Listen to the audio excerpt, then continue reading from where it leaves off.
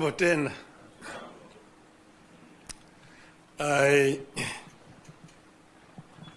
now am delighted to be back home.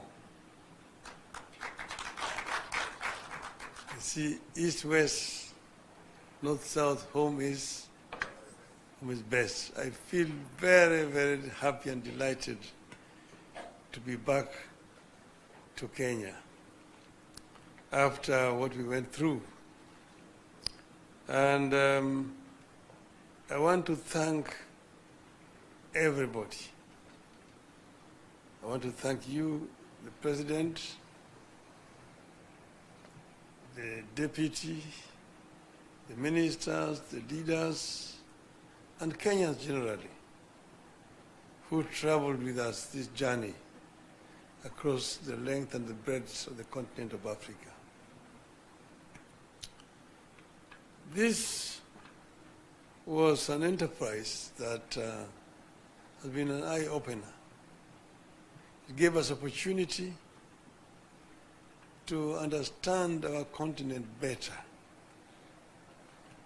to engage and talk with the leaders across the whole continent of Africa, north, south, east, west. We now know more clearer the challenges that faced our continent. I have an opportunity to meet with over 40 presidents of African countries in their own capitals and talk to them not just about my candidature, but also listen to them tell me the challenges that they are facing as countries. If you listen to the talks, you see that problems are facing our continent are very similar in nature. And you also get to realize that most of them, of course, are historical. The roots in the way Africa has, the way the neo-colonial system has continued to exploit Africa after political independence. So we came up with a program to make Africa work. We came up with a program first to bring peace, to silence the guns in the continent. Because without peace, there can be no development. And all over Africa, guns are singing, despite the resolution that was made in 2013 to silence them by 2020. We came up with a very ambitious program of infrastructure development to interconnect our continent. We also came up with a program of how to tackle the issue of climate change. Created quite a bit of awareness in the continent. And I'm very grateful for the reception that I received throughout the continent. And finally, we went to Addis. Before we went to Addis, the women of Kenya, Orange Women, hosted a prayer meeting for me in Mombasa, Kenya. They prayed for me, for the God of Kenya to give me victory. And I told them, look, I'm going to Addis, and you shouldn't be worried. You shouldn't be worried at all. Because I was actually picking this from a story I got from a friend of mine. You should never worry at all. If you are sick, don't be worried. There are only two things that can happen to you. You can recover or you can die. If you recover, there's nothing to worry about. But if you die, there's also nothing to worry about. Because if you die as a Christian or as a Muslim, you have only two places to go to. Either you go to heaven or you go to hell. So if you go to heaven, there is nothing to worry about, to enjoy. But if you go to hell, you should not worry. Why?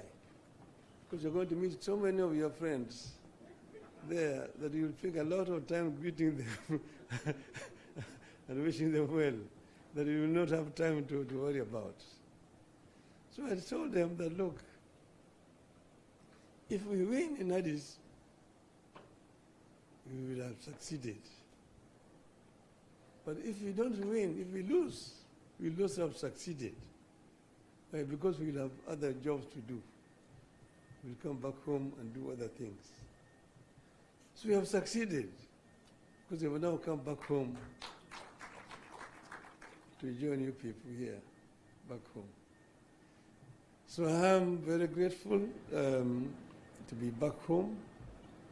I want to thank again my brother, younger brother, President William Ruto,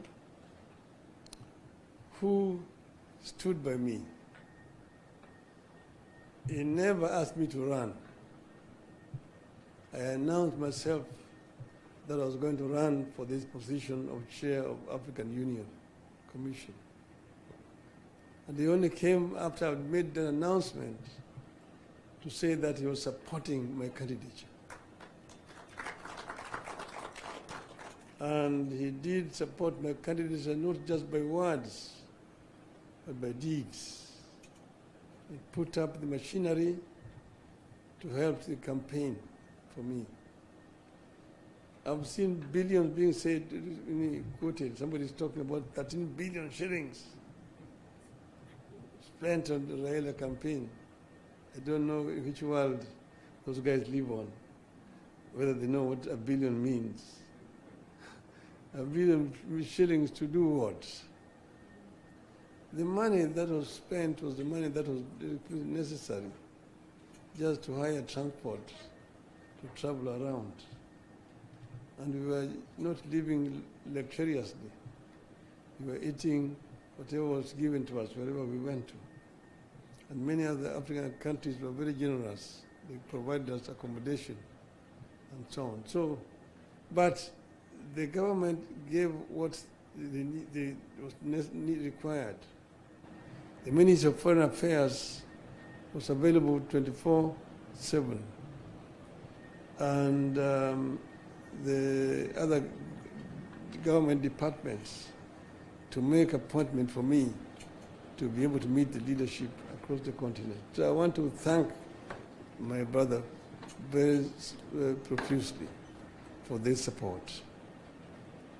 And I also want to thank the other leaders across the continent, those who voted for us. There are those who stood with us to the last moment and voted. And if we had wanted, we would have completely stopped the elections, because you require 2/3 to be elected. And these leaders were ready to go with us to the end, and they would not have been able to get the 2/3. So I thank them. And I also thank those who voted against us, because in doing so, they were exercising their democratic rights. That's how democracy works. So we are not bitter at all. I congratulated my competitors, the candidate from Madagascar, the candidate from Djibouti, who eventually won, and I wish him well, indeed. So we are available to help the continent of Africa, but more importantly, we are also available for Kenya. I'm back home here.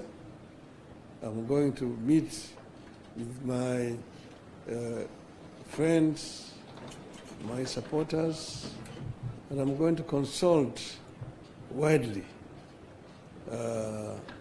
what's going on forward. And in due course, we're going to announce our way forward. So we'll give a way forward very, very shortly. Today, we just came to meet, asked for this meeting to come and thank the President and his team for the support they've given me, and also to thank the Kenyans who have supported me throughout all this period of campaign. And I just want to say, watch this space. I will be talking again. Thank you very much. Thank you, my brother.